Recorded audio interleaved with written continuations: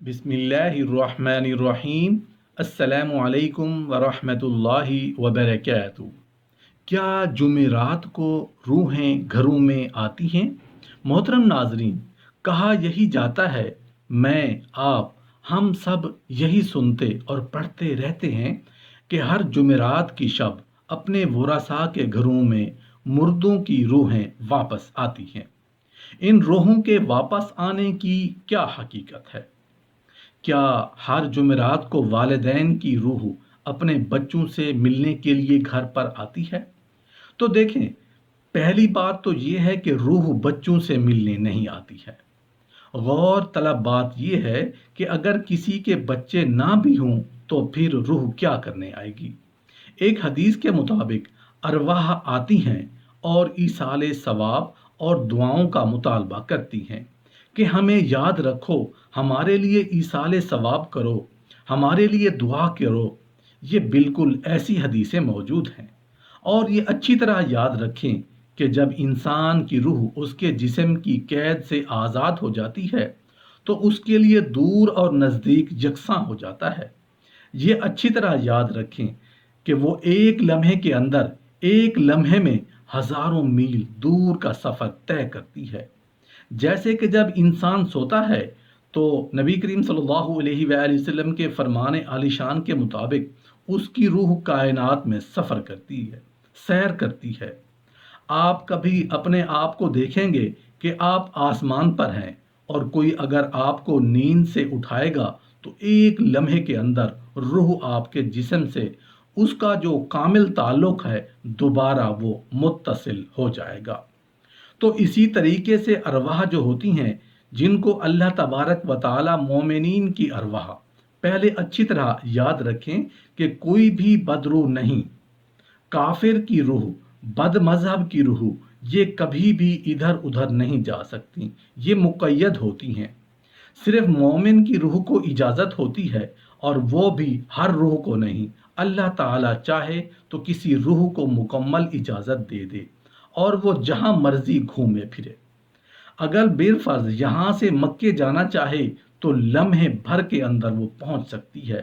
اللہ تبارک و تعالیٰ اسے اتنی طاقت اور قوت عطا فرما دیتا ہے کہ مرنے کے بعد اگر آپ دیکھیں، صحیح حدیثوں کے اندر موجود ہے، ایک کافر منافق کی نظر تیزی کا حکم یہ ہے کہ اگر جب وہ مرتا ہے تو اللہ تعالیٰ جب منکر نکیر کو بھیجتا ہے، سوالات ہوتے ہیں اور وہ سوالات کے جوابات نہیں دے پاتا، تو اس سے کہا جاتا ہے کہ اوپر دیکھ۔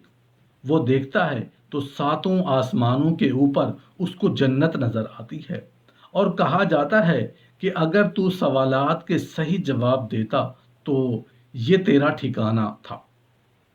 پھر اس کو بند کر کے جہنم کی کھڑکی کھول دی جاتی ہے، اور اس کا مطلب یہ ہے کہ روح کی نگاہ اتنی تیز ہو جاتی ہے، جب تک جسم میں ہے تو آسمان دنیا تک پہنچ رہی ہے، سطحی طور پر ہر جگہ نہیں، لیکن جب روح جسم کی قید سے آزاد ہوتی ہے تو جنت تک پہنچ جاتی ہے۔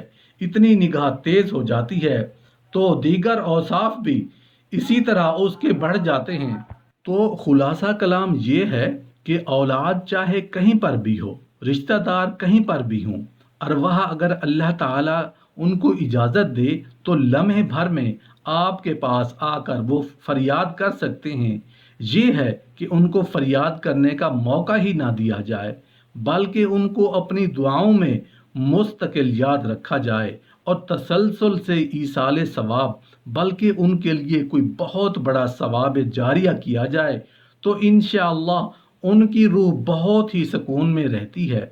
محترم ناظرین، اکثر لوگ کہتے ہیں کہ نبی کریم صلی اللہ علیہ وآلہ وسلم خواب میں ملتے ہیں۔ کچھ کہتے ہیں کہ نماز جمعہ کے بعد عصر تک عبادت کریں، کچھ کہتے ہیں کہ سارا دن یا رات عبادت کریں تو بشارت نصیب ہو جاتی ہے۔ کیا واقعی نبی کریم صلی اللہ علیہ وآلہ وسلم کی بشارت ہوتی ہے؟ اور کیا دیگر انبیاء علیہم السلام کی بشارت بھی ہو سکتی ہے؟ خواب میں نبی کریم صلی اللہ علیہ وآلہ وسلم کی زیارت ہو سکتی ہے۔ صحیح بخاری میں انس رضی اللہ عنہ سے مروی ہے کہ نبی کریم صلی اللہ علیہ وآلہ وسلم نے فرمایا، جس نے مجھے نیند میں دیکھا اس نے یقیناً مجھ کو دیکھا، کیونکہ شیطان میری شکل نہیں بن سکتا۔ اور صحیح بخاری میں ہی ابو ہریرہ رضی اللہ عنہ سے روایت ہے کہ نبی کریم صلی اللہ علیہ وآلہ وسلم نے فرمایا، جس نے مجھے خواب میں دیکھا وہ مجھے بیداری میں دیکھے گا، اور شیطان میری صورت نہیں بن سکتا۔ امام بخاری رحمۃ اللہ علیہ نے اس حدیث کے ساتھ تعبیر کے مشہور تابعی امام محمد بن سیرین کی وضاحت نقل فرمائی ہے کہ یہ اس وقت ہے جب وہ آپ صلی اللہ علیہ وآلہ وسلم کو آپ کی صورت میں دیکھے۔ فتح الباری میں ہے کہ جب کوئی شخص محمد بن سیرین سے بیان کرتا کہ اس نے نبی کریم صلی اللہ علیہ وآلہ وسلم کو دیکھا ہے، تو وہ فرماتے کہ تم نے جیسے دیکھا ہے اس کی شکل بیان کرو۔ اگر وہ ایسی صورت بیان کرتا جسے وہ نہ پہچانتے تو فرماتے تم نے نبی کریم صلی اللہ علیہ وآلہ وسلم کو نہیں دیکھا، اس لیے خواب میں رسول اللہ صلی اللہ علیہ وآلہ وسلم کی زیارت صحابہ کرام رضی اللہ تعالی عنہم میں سے کسی کو ہو تو اس نے یقیناً رسول اللہ صلی اللہ علیہ وآلہ وسلم کو ہی دیکھا، کیونکہ شیطان آپ صلی اللہ علیہ وآلہ وسلم کی صورت اختیار نہیں کر سکتا۔ اور چونکہ صحابی آپ صلی اللہ علیہ وآلہ وسلم کو پہچانتا بھی ہے، وہ یقین سے کہہ سکتا ہے کہ میں نے رسول اللہ صلی اللہ علیہ وآلہ وسلم کو دیکھا ہے۔ جس شخص نے آپ صلی اللہ علیہ وآلہ وسلم کو دیکھا ہی نہیں، وہ یقین کے ساتھ کیسے کہہ سکتا ہے کہ میں نے رسول اللہ صلی اللہ علیہ وآلہ وسلم کو دیکھا ہے؟ خود آپ صلی اللہ علیہ وآلہ وسلم کی زندگی میں اجنبی لوگوں کو آپ صلی اللہ علیہ وآلہ وسلم کی پہچان کے لیے بعض اوقات پوچھنا پڑتا تھا کہ آپ صلی اللہ علیہ وآلہ وسلم ہی رسول اللہ صلی اللہ علیہ وآلہ وسلم ہیں۔ صحیح بخاری کتاب العلم میں حضرت انس رضی اللہ عنہ سے روایت ہے کہ ایک مرتبہ ہم نبی کریم صلی اللہ علیہ وآلہ وسلم کے ساتھ مسجد میں بیٹھے تھے کہ ایک آدمی اونٹ پر آیا، اسے مسجد میں بٹھایا، پھر کہنے لگا میں محمد صلی اللہ علیہ وآلہ وسلم کون ہے؟ نبی کریم صلی اللہ علیہ وسلم کے درمیان ٹیک لگا کر بیٹھے تھے۔ ہم نے کہا یہ سفید تکیہ لگانے والے محمد صلی اللہ علیہ وآلہ وسلم ہیں۔ پھر اس نے آپ صلی اللہ علیہ وآلہ وسلم سے مخاطب ہو کر کئی سوالات کیے۔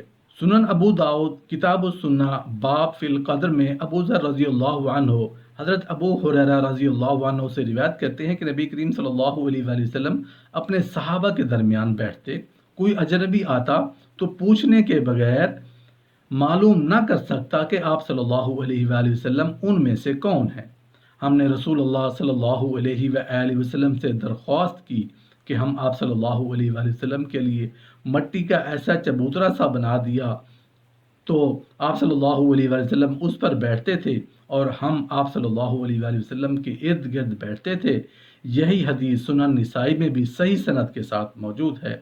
سیرت ابن حشام میں ہے کہ رسول اللہ صلی اللہ علیہ وآلہ وسلم جب مدینہ کے لیے ہجرت کر کے قباء پہنچے تو بنو عمرو بن عوف کے ہاں ٹھہرے۔ اس موقع پر انصار کے لوگوں نے ابو بکر صدیق رضی اللہ عنہ کو نہیں دیکھا تھا، وہ ان کو رسول اللہ صلی اللہ علیہ وآلہ وسلم سمجھ کر سلام کرتے تھے۔